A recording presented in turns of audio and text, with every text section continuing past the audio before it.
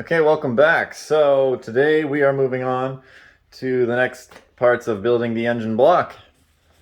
I've got here the rear main seal. We've got the plate that goes there on the block. So this is going to be going here, sealing around our crank.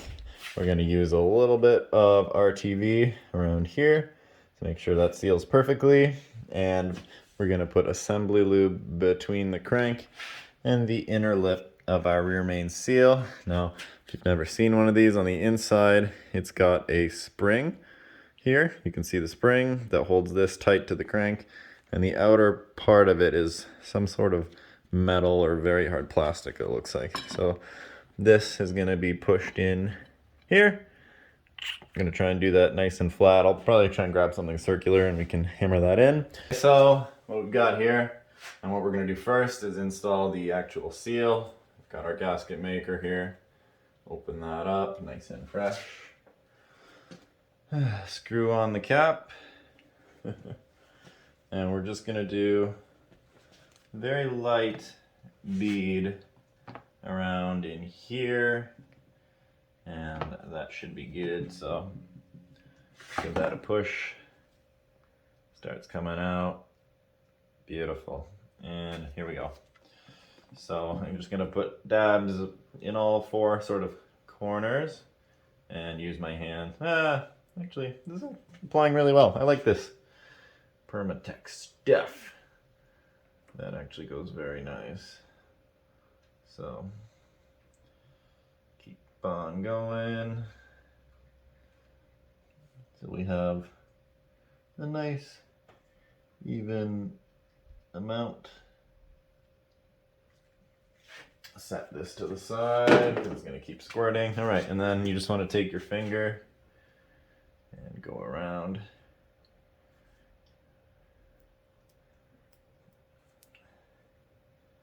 Perfect.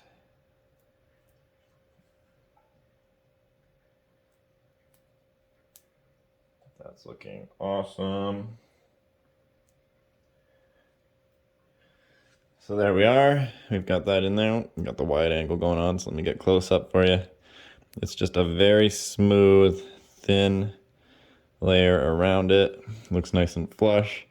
It's not seeping out the sides. That's what you want. Just enough. Set that down. I'm gonna grab a paper towel, clean off my fingers. And I'm wearing gloves. We don't want to be getting this all goop.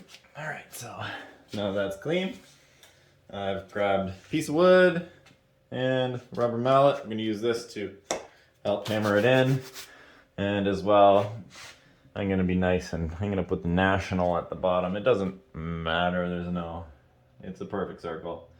So you just want to set that in there evenly. About as even as you can get it.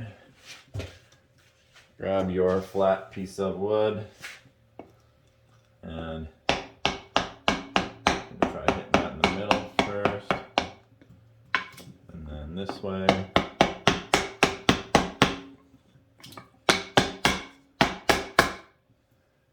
Well, one side's gone down, so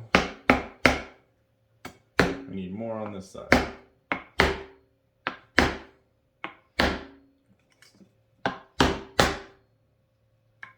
Definitely more on this side.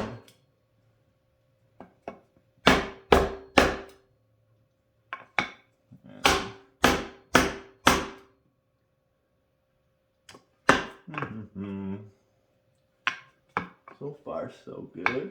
Let's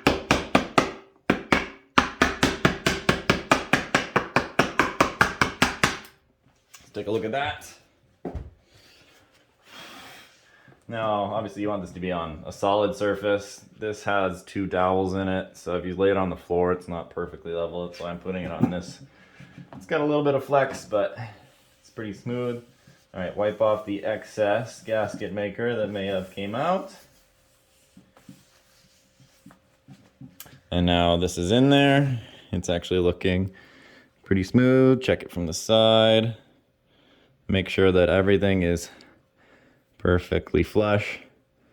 When we flip it over, it looks like everything is the same distance.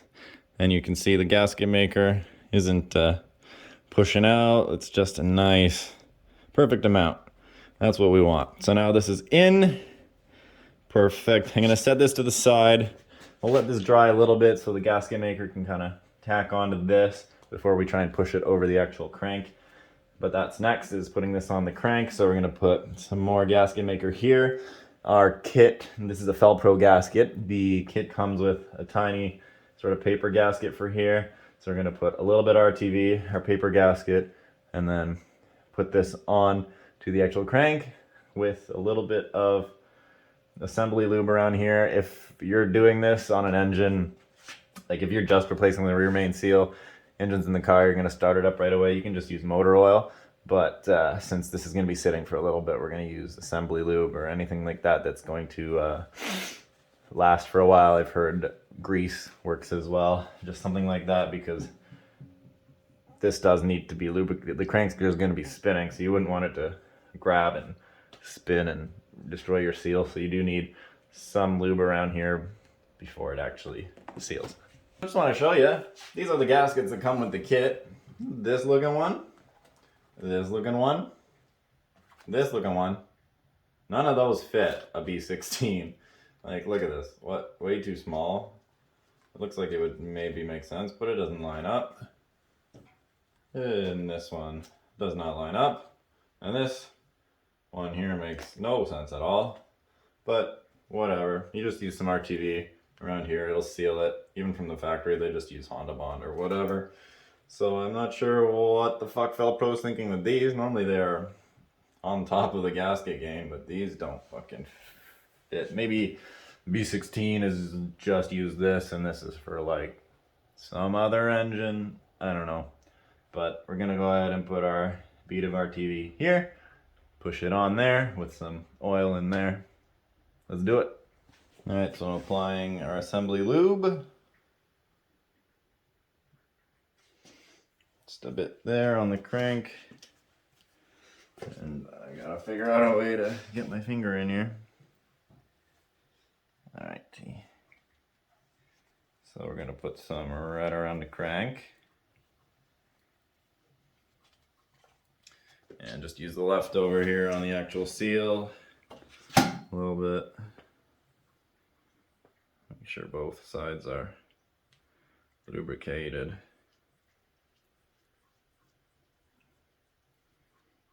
Can almost never have too much, right? Okay, and then we put our RTV on the seal. Okay, we got our RTV here. Go ahead, go on the inside of the bolt holes. Do the same, very light amount.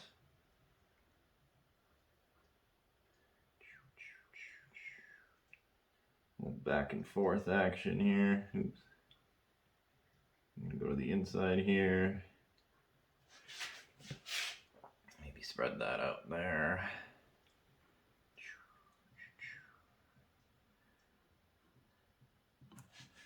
Just so long as there's a nice even bead, if you will.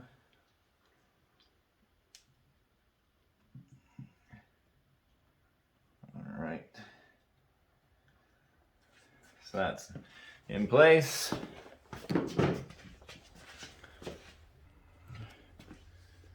All right, now for the fun part of actually placing this thing on there and hoping that she all goes well. All right, so there we go. I'm gonna get at least one of my bolts ready. Somewhere I can place this. Yeah, I'll place it right there, nice and close. And I'll hold this upside down like so. This would be easier if it wasn't on an engine stand, but c'est la vie. So I'll just try and get that as lined up as you can. Perfectly center over that. You're gonna need to give it a push. Oops, there we go. Line that up with the dowels. Perfect, perfect, perfect, perfect. All right, now that that's kind of lined up, grab your bolts. Start putting them in. All right, we got like, yeah, 5, 10 mils.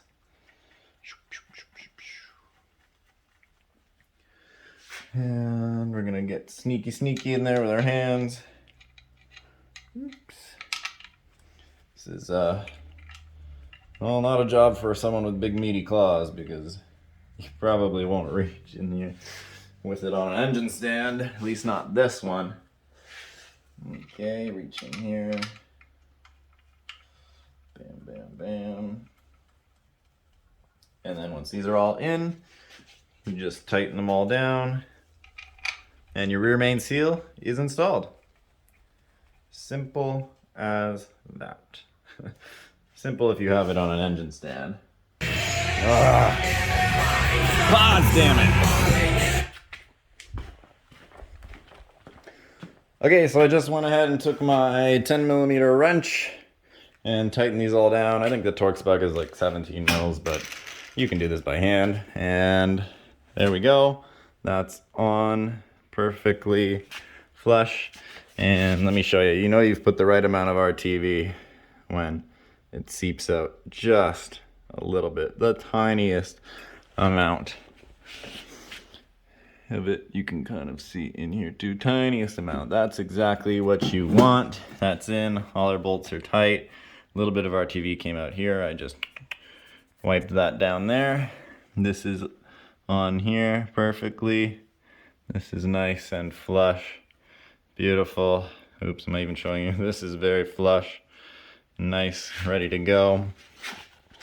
On the inside here, you can kind of take a look. It's harder to see on camera without the light, but you can see that it's all perfectly sealed in there, ready to go. So hopefully that does not leak. Okay, so also I didn't film this because it was pretty boring and you know how to do this. I went ahead and added a fresh coat of black paint to our accessory brackets here. We got our engine mount, the alternator brackets, main engine mount, all that stuff. And just scuffed it up with the, it wasn't too dirty, so I just hit it with engine degreaser.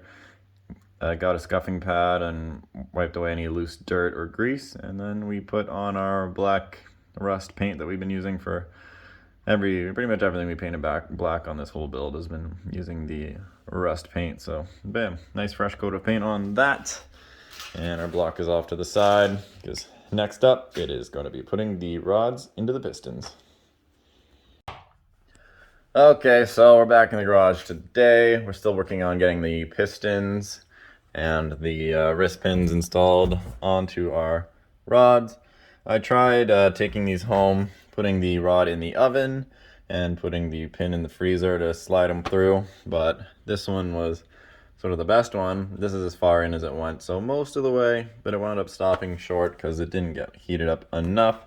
So we're back in the garage and we're just going to do the old torch method. I wanted to do that one because I feel like it would heat up the rod more evenly and that would be safer, but I've also seen everyone else just uses a torch and heats out of it, so that's what we're gonna do. We're gonna heat it up with a torch and then just try and push it in with that C-clamp, and I'll let you know if it works. Alright guys, so we're getting real unconventional here. So here's my setup in vise so that I could have it so it just pushes the wrist pin through. I've just got it supported with a socket here so that it's level with the grips. Just used something that was flat, saw blade, so that I got even pressure on each side, and I found a socket that can fit through the hole. And I just heated up the small end of this like crazy, and I was able to sort of slowly push it through. It still took some force, but it wouldn't budge at all with propane, so I got the MAP gas there, and the MAP gas made really quick work of that. Right now we're not in the garage, we're just chilling on my couch, and the reason for that is I need to make a little update halfway through this. As you saw in the last clip, we had our method for trying to push those wrist pins through, and yeah, needless to say, we damaged our piston. The issue with that is when you heat up the small end, and that's the way even shops do it, you heat up the small end and you push it through, you really only get one chance with that, because mine stopped halfway through because I didn't heat it up enough originally when using the oven. And I was able to push it through with that method I showed you in the vise. It did work, but then I went a little too far, so I put it back in to push it just a small amount back.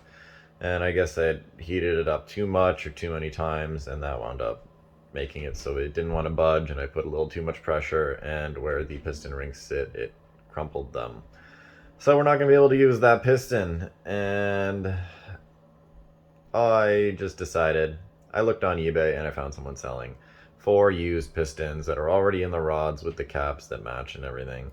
I ordered that. Hopefully it'll be here in the next week or 2, and that way I won't have to worry about messing up centering the rod or any of that junk. These pistons were out of a good running engine, and they're nice, and you'll see when they arrive. I'll show you they're good to go, so I'm not going to mess with putting in those rods into new pistons. And honestly, I checked those pistons in the block to see if they cleared and everything, and they just, I don't know, they weren't cheap, but like they could have worked, but they had me a little bit worried that they weren't going to be strong enough or something. So this way we're going to have OEM pistons and rods that all match and that are good and running, and we won't have to worry about messing that stuff up. So once those get in, we'll be able to put the new piston bearings on those and the new rings, because we have all that stuff. So we'll just assemble the rings onto those pistons, we'll put them into the block,